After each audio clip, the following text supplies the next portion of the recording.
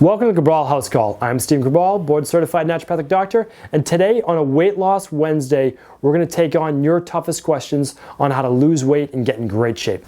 All right, so Marjorie asks, do I have to lift weights to get in shape?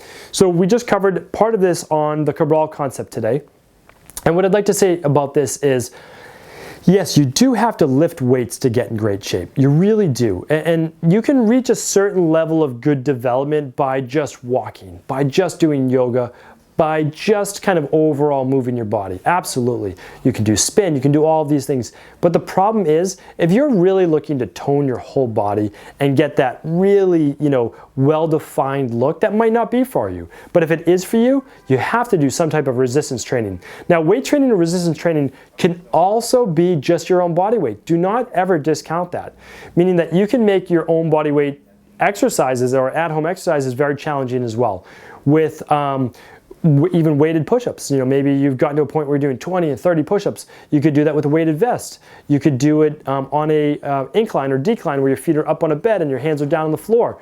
And you could do a lot of challenging exercises with just your own body weight. So you don't have to think about adding weights. But a lot of people do add weights and they get in phenomenal shape. I've seen the best results realistically and honestly with 3 weight training workouts per week, like a Monday, Wednesday, Friday, or Tuesday, Thursday, Saturday.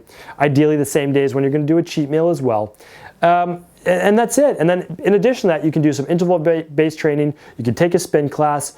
You can do yoga. You can do all the things in addition to that. But if you do every other day, not going more than 3 days without working out, you're going to get in phenomenal shape. And so that's what I'm really recommending for you, because I've seen it get the best results. If one day I see something else get great results, then I'll absolutely recommend that to you as well. But keep in mind, we do have more than 100 years of real structured weightlifting discipline to review that data. And right now, there's no better data than I've ever seen to being able to do every other day workouts to get in fantastic shape. And then of course, just do your regular walking every day on a daily basis. All right, second question. All right, so Jan asks, a very common question that I get from many clients just starting out. How is it or why is it that I just look at food and I end up gaining weight? And so, part of it's joking, part of it's not. It's like you look at food and it's like no matter what you eat, you just seem to gain weight and you seem to not be able to lose the weight. And now that I've been kind of deep into functional medicine and naturopathic medicine, I can tell you that it's not about eating less and it's not about exercising more because, well, we'll put it this way.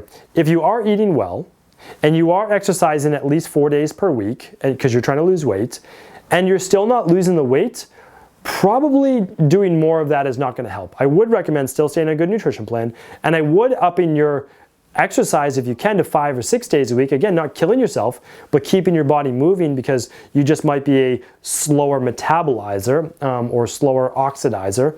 And so I would absolutely look at that as part of it. But let's say you're doing that. What happens is the people who aren't able to lose the weight, they may be more genetically predisposed, just being the endomorph or the kapha body type, but it's also because your body is stuck in this accumulation phase, this anabolic phase, where it's building up, it's holding on to too much rather than breaking it down. And so you do have to rebalance your body. Your body is not balanced. If it was balanced, if it was not as toxic as it was right now, you'd be able to better burn body fat.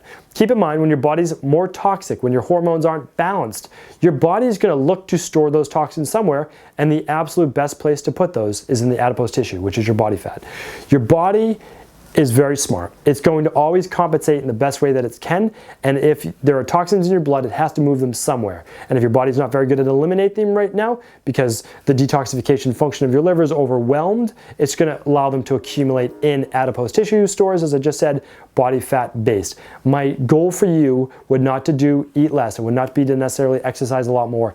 It would be to get your body much healthier, and you can do that through detoxification protocols, lymphatic-based protocols, certain fasting-based metabolic type protocols as well, which you have to be careful of as well because you don't want to lower your thyroid too much. I'll get more into that, but I don't recommend long fasts as well. I recommend rebalancing the body, finding out what your particular issues are, and then taking it from there.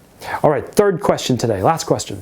All right, so Greg asks, I seem to have been making great progress in the gym, but now it's just sort of stopped.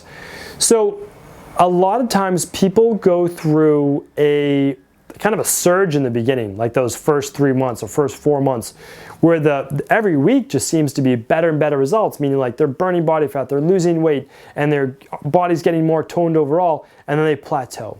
Well, what happens is what you were doing for those first 3 to 4 months got you to where you are now, and it kind of pushed you over that first hump. But what happens is kind of like those peaks and valleys. To get to that next level, what you did right now is not enough to get you to that next stimulus. So it might be tweaking that nutrition a little bit, like meaning like if you're having, let's say, alcohol 3 nights a week, you might have to cut it down to 2 nights a week. If you're doing 3 cheats a night or 3 cheat meals a week, you might have to go down to 2 a couple days apart. If you're exercising 3 days a week and you want to get in better shape than where you are right now, you might have to take it to 4 days, maybe like Monday, Tuesday, Wednesday off, Thursday, Friday on, and then the weekends off. So you're going to have to take it up and step it up one more notch. Or it might be even simpler than that. It might be as easy as you haven't changed your program in that 3 months or so, or you did, but the exercises are just too similar. The rep ranges are too similar. So what you need to do is add a different stimulus onto that body, right? So the stimulus might be doing a little bit more. It might be changing your exercises. It might be taking out a cheat meal. But you can do it no matter what. You can do it through maybe a 1-day fast, a 7-day detox. It could be through just adding a smoothie every morning for breakfast instead of maybe you were doing pancakes or oatmeal or whatever it might be. So just make one change, one variable change, see if it gets you past that next plateau, past this current plateau towards the next one, because keep in mind we all kind of hit those plateaus no matter where we're at. I've trained Olympic athletes before, and when you're working with an Olympic athlete, they're pretty much at the pinnacle of where they are. So sometimes it's just these small little tweaks that it takes to get to that next level. And hopefully that answers your question today. I'll be back real soon answering more of your questions on the Cabral House Call.